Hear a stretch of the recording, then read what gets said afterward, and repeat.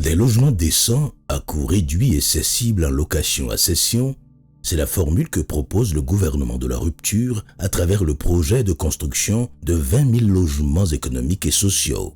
Par cette initiative, le président de la République tient une promesse contenue dans son projet de société, mais il permet également à notre pays de rattraper un retard. Le président de la République, dès sa prise de fonction, sur la base de son projet de société, a annoncé la construction de 20 000 logements économiques et sociaux pour le Bénin parce que c'était une des problématiques auxquelles nous étions confrontés. Se loger est important. Et par rapport aux objectifs du millénaire pour le développement, mettre à la disposition de chaque citoyen ce qu'on appelle un logement décent est une obligation des États. Voilà pourquoi le programme de logement est un programme fondamental.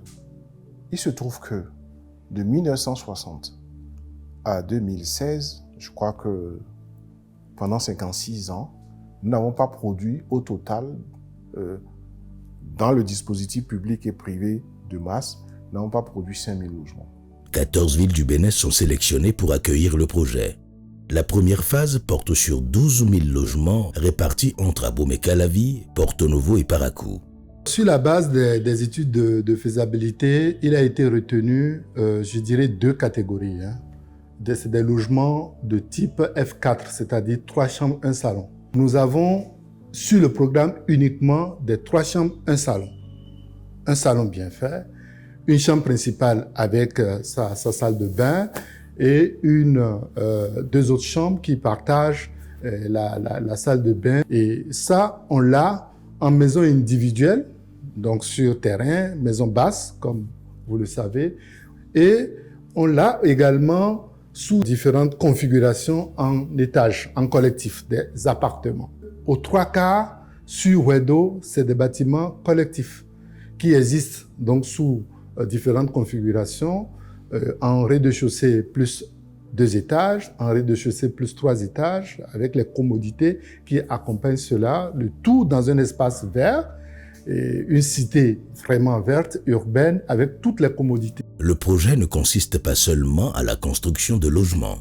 Dans la commune d'Abomey-Calavi, la viabilisation du site a précédé les travaux et c'est une ville nouvelle qui prend corps progressivement à Wedo. Avant la construction des logements, pendant 2 ans, notre travail sur les différents sites, c'est la sécurisation foncière, mais c'est aussi l'amener donc des facteurs que sont la route, l'assainissement, c'est l'amener de l'électricité, l'amener de l'eau, l'amener de la fibre optique dans une configuration définitive en tenant compte des lots qui existent. Ça, c'est pour le site de Wedo, c'est 40 milliards d'investissements. C'est la première fois qu'on va vers un programme en Afrique de l'Ouest, j'insiste là-dessus, avec une viabilisation préalable de ce niveau. Sur la voirie, sur l'assainissement, sur l'électricité, sur l'eau, sur l'aménagement paysager. C'est une nouvelle ville. 12 000 logements, nous avons compté, ça fait entre 60 et 80 000 habitants. C'est une véritable écocité qui se met en place. Aujourd'hui, sur le site principal de Wedo, nous avons quasiment fini la viabilisation. Nous sommes à 98%. Et sur les 11 000 logements, nous avons bouclé le financement de 8 500 logements. Il reste quelques 2 000 pour lesquels nous sommes en discussion avec les partenaires. Et le premier bailleur qui nous a accompagnés, c'est la Banque Ouest Africaine de Développement. Au total, sur 4 accords de financement, nous travaillons sur 3 500 logements dont nous avons déjà passé les contrats. Vous allez sur le site, vous voyez les chantiers ont démarré, les constructions ont démarré.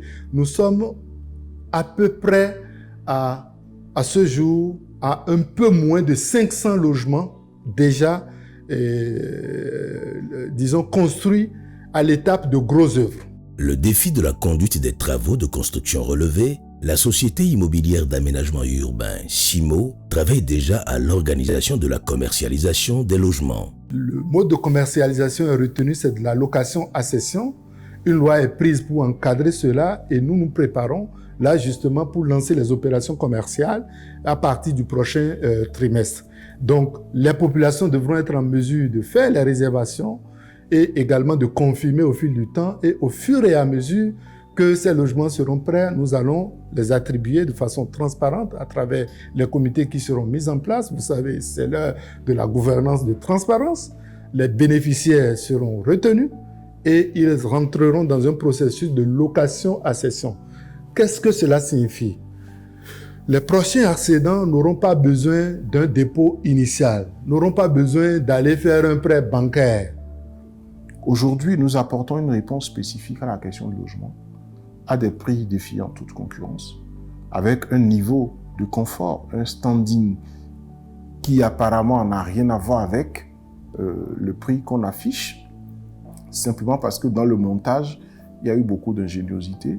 Et c'est la première fois que les gens accéderont à des logements, rien qu'en payant des loyers et sans faire un apport initial. Comme on le fait d'habitude, on vous demande 15, 20, 25, 30% d'apport initial et vous payez le reste après. Si vous êtes dans un 4 pièces ici à Cotonou que vous payez 150 000, vous rentrerez à Ouedo peut-être avec 175 000 francs. Comme premier loyer, on ne vous demandera rien d'autre. Et au bout de 17 ans, vous serez propriétaire d'une maison. Parce que le paiement du logement, du loyer, a été garanti par 0,5% d'assurance. C'est la première fois que l'ingéniosité du montage financier a débouché sur ça. Et la Banque mondiale et la BOAD nous ont invités à aller présenter ce montage-là dans un colloque international. Le gouvernement rassure les candidats à l'acquisition de ces logements de la transparence du processus. Le maître d'ouvrage délégué s'engage à remplir sa mission avec rigueur et probité. Sur les chantiers, les travaux avancent à grands pas. La remise des premières clés est pour très bientôt.